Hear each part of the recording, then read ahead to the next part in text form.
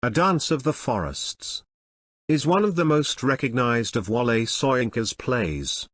The play was presented at the Nigerian Independence Celebrations in 1960. It denigrated the glorious African past and warned Nigerians and all Africans that their energies henceforth should be spent trying to avoid repeating the mistakes that have already been made. At the time of its release, it was an iconoclastic work that angered many of the elites in Soyinka's native Nigeria. Politicians were particularly incensed at his prescient portrayal of post-colonial Nigerian politics as aimless and corrupt. Despite the deluge of criticism, the play remains an influential work.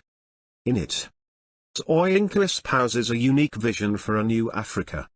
One that is able to forge a new identity free from the influence of European imperialism. A Dance of the Forests is regarded as Soyinka's theatrical debut, and has been considered the most complex and difficult to understand of his plays. In it, Soyinka unveils the rotten aspects of the society, and demonstrates that the past is no better than the present when it comes to the seamy side of life. He lays bare the fabric of the Nigerian society, and warns people as they are on the brink of a new stage in their history. Independence.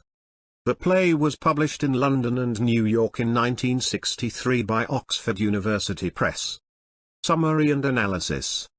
The play begins with a dead man and a dead woman breaking free from their burial in the soil in the middle of a forest. They ask those that pass by to take their case. The man and woman were a captain and his wife in a past life, and were tortured and killed by an emperor by the name of Mata Caribou and his queen, nicknamed Madame Tortoise. The dead man and his wife have come to the gathering of the tribes, and were sent here by Aroni, a god, with permission from the forest head, in place of the forefathers that the living have requested to join them. 4 characters come through the forest initially. Rola, a prostitute, once known as Madame Tortoise, and a queen from the previous life. Adenebi, a court historian in the time of the Emperor Mata Caribou, now a council orator. Agboko, who was a soothsayer to Mata Caribou in a past life and plays the same role in this life. And finally, Demoke, who is now a carver but was once a poet in the court. Aroni has selected these 4 in order for them to gain knowledge about their past lives and to atone for their sins. Another character, Obanji, is actually the forest head disguised in human form. He invites the characters to join in a welcome dance for the dead man and woman. Eshuro, a wayward spirit seeking vengeance for the death of Orimole, Demoke's apprentice, comes and interrupts the proceedings. He claims that Demoke killed him by pulling him off the top of an araba tree they were carving, which caused him to fall to his death. Ogun, the god of carvers, stands up for Demoke against Eshuro's claim. We learn that Demoke encouraged the cutting of the araba tree, and also that there was a great fire in which 65 of 70 people were killed. As the play moves forward, we are taken back in time into the court of Mata Caribou, where we learn that the dead man was a soldier who led Caribou's men. The soldier refuses to go to war against another tribe because Caribou has taken the tribe leader's wife, Madame Tortoise.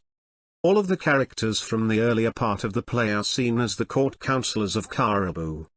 They do not help the soldier, who is castrated and given to a slave dealer. The scene ends as the soldier's wife comes in, pregnant. It is left up to the audience to determine how she is killed. The forests are then smoked out by humans with a petrol truck. The forest head says that he must pierce the encrustations of soul-deadening habit, and bear the mirror of original nakedness. He exits knowing that he is alone in his fight. Demoke is led to climb up a totem he built by Eshuro, who lights the totem on fire. Demoke falls and joins his father and the other mortals, and they discuss what they have learned. End of the summary.